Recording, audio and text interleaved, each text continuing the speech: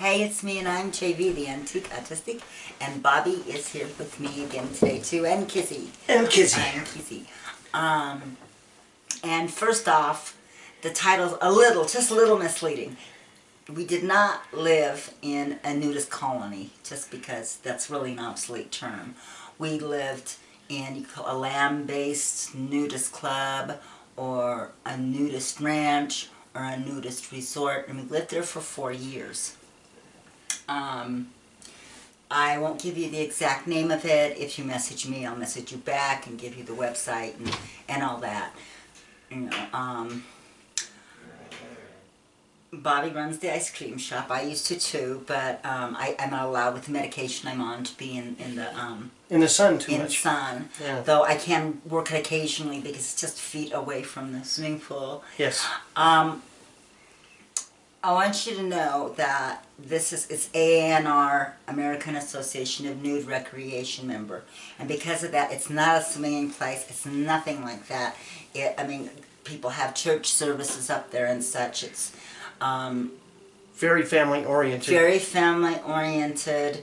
No swinging, nothing like that. It's just a wholesome, good place where you remove your clothing and you remove your pretensions and all that, and that's easy for me anyway because I don't know how to be pretentious too much, but yeah, hey, so and there's much more acceptance, and also not for me so much, but for my son who is a member still.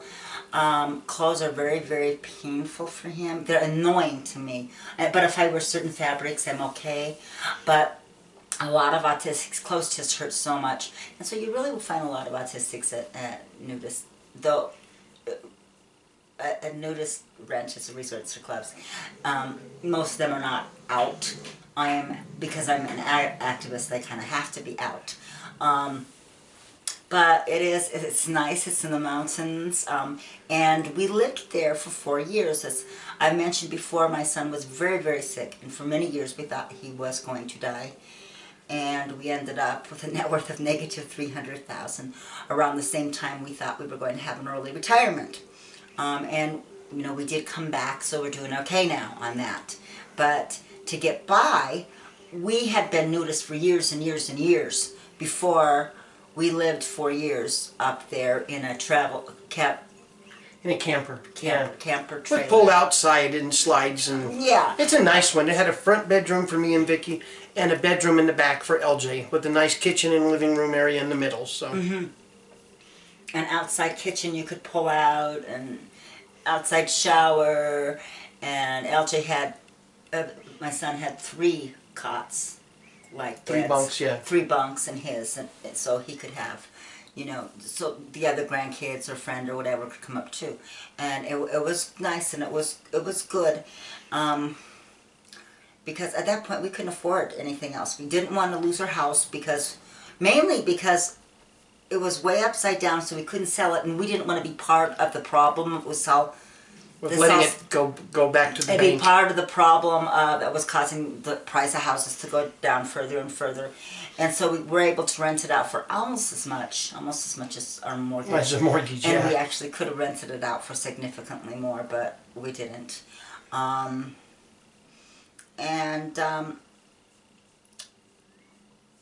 Living there, I'm going to tell you a couple stories, and you know, Bobby, you can too. After I got my mastectomy, my double mastectomy, when I found out that I had, and as you know, my darling family told people I was faking breast cancer. And so I did go into seclusion, and I could have got a lot of support from the people up there that I didn't get because I was just really hiding. Because of a couple people believing it, I hid from everyone for years. But I probably wouldn't have become an autistic activist. I wasn't before then, was I? No, not at all. But anyways, so we moved there, and before I moved there, after I had my mastectomy, which was like 2 weeks before I moved there. Yeah. But after I had my mastectomy, the second day after my mastectomy, I was at the ranch, and I had the tubes and the The drainers. The drainers, drains, yeah. and everything was all, you know, really scary looking. And about 3 months later on breastcancer.org, there's a group of us who like found out we had cancer at the same time, and so on. It's a forum. It's really good if you ever get breast cancer. And so had like her surgeries at around the same time and stuff. And 3 months later, one woman said, she said, wow, you know, today I went in my bathroom with a light on and saw my naked body in the mirror for the first time. This was after 3 months. And with me, I was just, you know, running around going, look at this! Isn't that weird? It's a true story, yes. Isn't that weird? Who would have thunk? You know? And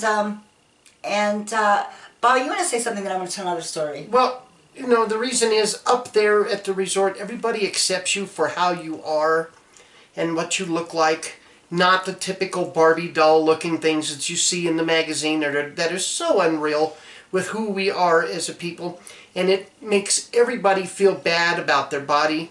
And if you come up there, you'd find out, you know what? We all look the same. We all have scars. We all have things that don't hang right or stick out right, or your bellies are too fat. We all have problems, and we're all just normal people. We all have bodies. And I remember when we first went up there, I was much, much, much younger. And I was seeing how the older people were treated. And they were treated just fine. They were not invisible. And I said, you know, I like that. And now I am one of the old people, and I like not being invisible.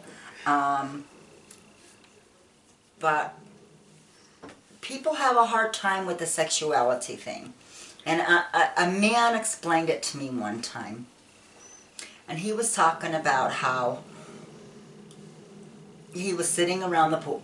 Excuse me. Sitting around the swimming pool, just relaxing in a lounge chair. And somebody came by and introduced a young woman to him.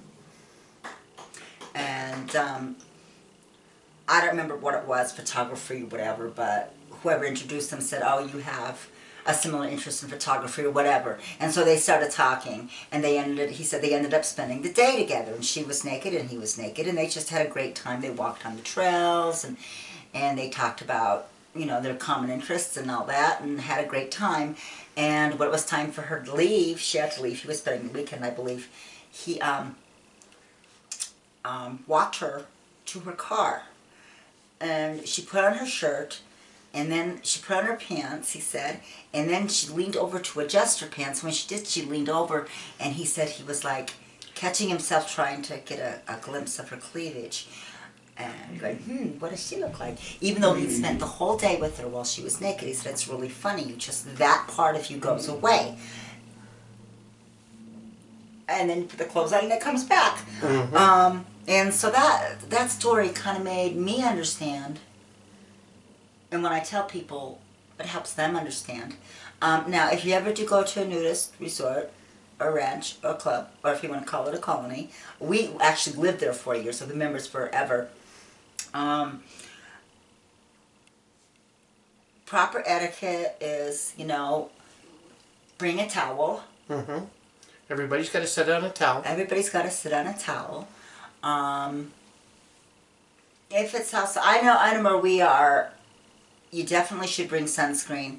And if there's a visitor from out of town, well, you know, everybody always asks, do you want sunscreen? And they'll usually say, the males will usually, if they didn't bring it, say, oh no, I'm fine without it. And we'll try to convince them to at least put it on their private parts. And they usually won't. And they have some bad burns. So, yeah, if you go up to one, be sure you do that. What we do up there, there's ice cream shop. We do Bobby does the ice cream shop. I do jewelry for the ice cream shop. There's hiking, 10 miles of hiking, and it's in the mountains, and there's deer, and there's all sorts of different activities that I just can't remember right now. So. Well, we have shuffleboard, bocce ball, paddle ball, like you said, the hiking. Mm-hmm. There's lots of activities from everything from golf cart rodeo to mud pits, luau's. They have a benefit steak fry every summer for the local fire department. There's just one activity after the other. And it's nice because somebody's always throwing a potluck. And I love potlucks. We all love potlucks. we all love potlucks. Even though we lived there year-round for 4 years, the season generally is more the summer and the spring, and everybody kind of gets a little chubby during the summer, even though that's when most people lose a little bit of weight. Everybody usually gains a little because of all the wonderful food. So anyway, we're still members. If you have any questions, if you want to know more about it, yeah, we could give you the link and such. Just, message me and I'll give it to you. And if you come up, we'll give you free ice cream at the ice cream shop. Was that okay, honey? As long as 100,000 people don't show up for ice cream. Oh, okay. And you don't have to take your clothes off unless you go in the swimming pool or the hot tub, because there's no reason to wear clothes in there.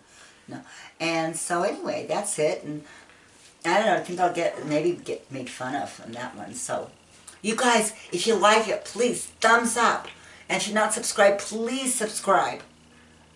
And if you want me to subscribe to you, I'm a really good subscriber back. I even watch the commercials. And if you are a hater, just remember, we're here, we're weird, get used to it.